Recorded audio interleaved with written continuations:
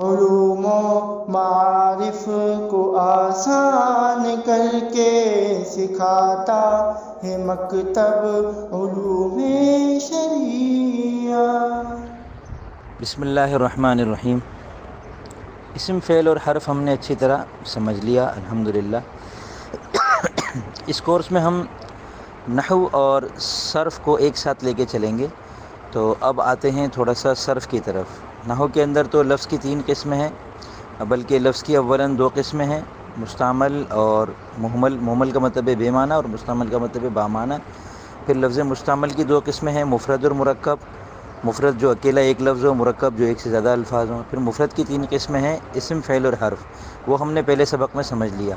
اب آتے ہیں صرف کی طرف۔ صرف کے اندر لفظ کی 3 قسمیں ہیں، مصدر، مشتق اور جامد۔ اور نحو اور صرف کا فرق بھی میں نے پچھلے سبق میں بتا دیا تھا کہ حروف کو جوڑ کر لفظ بنانا اور ایک لفظ سے کئی الفاظ بنانا یہ ہم علم الصرف کے اندر کرتے ہیں، اور الفاظ کو جوڑ کر جملہ کیسے بنایا جائے، پھر جملہ جب بنے تو کس لفظ پر زبر زیر پیش کے اعتبار سے کیا آئے، وہ ہمیں علم النحو کے ذریعے سے پتہ چلتا ہے۔ تو صرف کے اندر لفظ کی 3 قسمیں ہیں، اولاً مصدر، مشتق اور جامد۔ جامد وہ لفظ ہوتا ہے جو نہ خود کسی سے بنے نہ اس سے کوئی اور لفظ بنے، جیسے دروازے کو بابن کہتے ہیں، دیوار کو جدارن کہتے ہیں، اور کان کو اذن کہتے ہیں، بال کو شعرن کہتے ہیں۔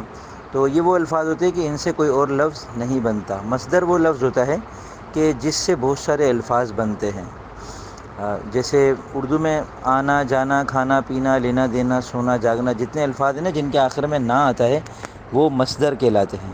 تو مصدر سے پھر آگے بہت سارے لفظ بنتے ہیں، جیسے سننا ایک مصدر ہے اردو کا، تو اب اس نے سنا، وہ سنتا ہے، وہ سن رہا ہے، وہ سن رہی ہے، وہ سنیں گے، ہم سنیں گے، تم سنو گے، مت سنو، سنو، سنیے، سننے والا، سنا ہوا، سننے کی جگہ، سننے کا آلہ، یہ جتنے بھی الفاظ سننے سے جو بن رہے ہیں نا یہ سب سننا سے بن رہے ہیں، سننا جو کہ مصدر ہے۔ تو مصدر وہ ہوتا ہے جس سے دیگر کئی سارے الفاظ بنتے ہیں، اور ان بننے والے الفاظ کو مشتق کہتے ہیں۔ تو علم الصرف کے اندر لفظ کی اولاً یہ 3 قسمیں ہیں، مصدر، مشتق اور جامد۔ جامد وہ جو نہ خود کسی سے بنے نہ اس سے کوئی اور لفظ بنے، مصدر وہ جس سے اور بہت سارے الفاظ بنے، اور مشتق وہ جو کسی اور سے بنے۔ مصدر سے نکلنے والے جتنے بھی الفاظ ہیں ان کو مشتق کہتے ہیں۔ تو اب عربی میں اس کی مثال دیکھ لیتے ہیں۔ جسے کہنا ہے نا اس کو عربی میں کہتے ہیں القول۔ اردو میں بھی استعمال ہوتا ہے قول، یہ کس کا قول ہے، یعنی یہ کس نے کہا ہے، یہ کس کا کہنا ہے۔ تو کہنا کی عربی ہے القول۔ اب القول سے بنا قال۔ قال کا مطلب ہے اس نے کہا، القول تو ہو گیا مصدر، قال ہو گیا مشتق۔ اسی طرح قالا کا مطلب ہے ان دو نے کہا، قالو کا مطلب ہے ان سب نے کہا، یقولو کا مطلب ہے وہ کہتا ہے، تقولو کا مطلب ہے وہ کہتی ہے یا تو کہتا ہے، اقولو کا مطلب ہے میں کہتا ہوں، نقولو کا مطلب ہے ہم کہتے ہیں، یقالو کا مطلب ہے کہا جاتا ہے، قل کا مطلب ہے تم کہو، لا تقل کا مطلب ہے مت کہو، قائل کا مطلب ہے کہنے والا، مقول کا مطلب ہے کہا گیا۔ تو یہ سارے جتنے بھی الفاظ ہیں نا، قال، یقول، قل، یقال، تقال، لا تقل، قائل، مقول، یہ سب القول سے بنے ہیں، تو یہ سب کے سب مشتق ہیں۔ ہم اس میں سورہ فاتحہ میں دیکھ لیتے ہیں۔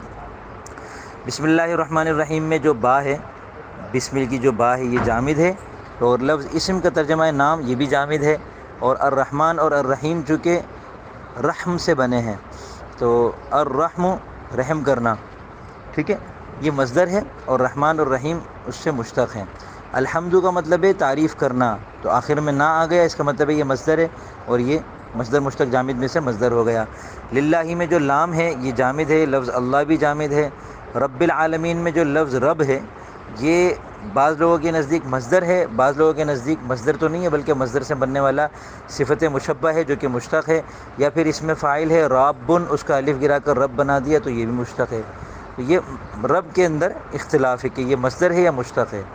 تو یہ ربن کا مطلب ہے پالنا، تو یہ مصدر ہو گیا، ربن کا مطلب ہے پالنے والا، تو یہ مشتق ہو گیا۔ ویسے پالنا بھی اگر ہو تب بھی مطلب اس کا پھر مراد لیا جاتا ہے پالنے والا۔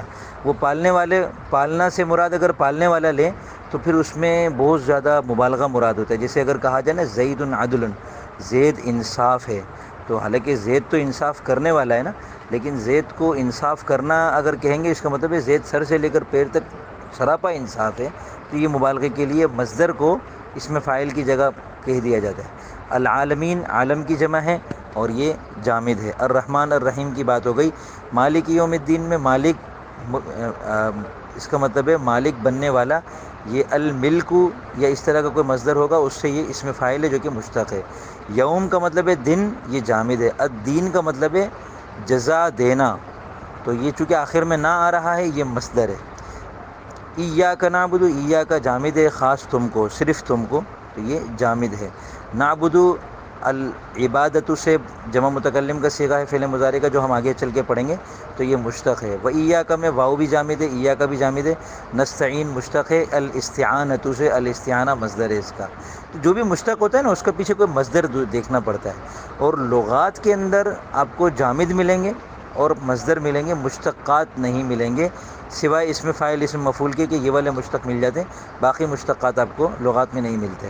اہدنا میں اہدی الہدایت سے ہے، امر کا صیغہ ہے، تم ہدایت دو، اے اللہ تو ہدایت دے، تو یہ اہدی مشتق ہے، نا جامد ہے، الصراط جامد ہے، المستقیم مشتق ہے استقامت سے، ٹھیک ہے نا، استقامت مصدر ہے، سیدھا رہنا، اور مستقیم کا مطلب ہے سیدھا رہنے والا، اور پھر مراد یہاں پر اس سے سیدھا ہے، سیدھا راستہ۔ صراط الذین، صراط جامد ہے، الذین یہ بھی جامد ہے، الذین اس میں موصول ہے، ہم نحو میں پڑھ لیں گے۔ انعمت یہ انعام سے ہے، مشتق ہے، ماضی کا صیغہ ہے۔ علیہم میں علی جامد ہے، ہم بھی جامد ہے۔ غیر المغضوب علیہم ولا الضالین، غیر، یہ غیر جو ہے یہ اگر اس کو مصدر لیں تو پھر یہ مشتق ہے بدلنا کے معنی میں، لیکن یہاں پہ یہ استثناء کے لیے آتا ہے، نہ کے لیے، علاوہ کے معنی میں، تو یہ بطور یہ پھر یہاں پہ جامد کہلائے گا، واللہ عالم، اس کی مجھے صحیح تحقیق نہیں ہے، دیکھ لیجئے گا۔ المغضوب یہ الغضب سے ہے، الغضب، تو یہ مشتق ہے۔ علیہم میں علی جامد ہے، ہم جامد ہے، ولا الضالین میں واو جامد ہے، لا جامد ہے، اور الضالین الضلالۃ سے ہے، ضلالت کے معنی گمراہ ہونا، تو الضالین اس میں فاعل جمع مذکر ہے، گمراہ ہونے والے لوگ، تو یہ مشتق ہے، ٹھیک ہے۔ سورہ فاتحہ کو ہی ہم لیا کریں گے ہمیشہ، کیونکہ سورہ فاتحہ بالکل میری نگاہوں میں بھی رہتی ہے، آپ کو بھی بار بار پڑھ کے اس کے صحیح طریقے سے اس کو سمجھنا آسان ہوگا، اور جیسے جیسے ہم اس پہ نحو اور صرف کو اپلائی کرتے جائیں گے تو ہماری نمازوں کی چاشنی اور لذت بھی انشاءاللہ اس کی برکت سے بڑھتی چلی جائے گی۔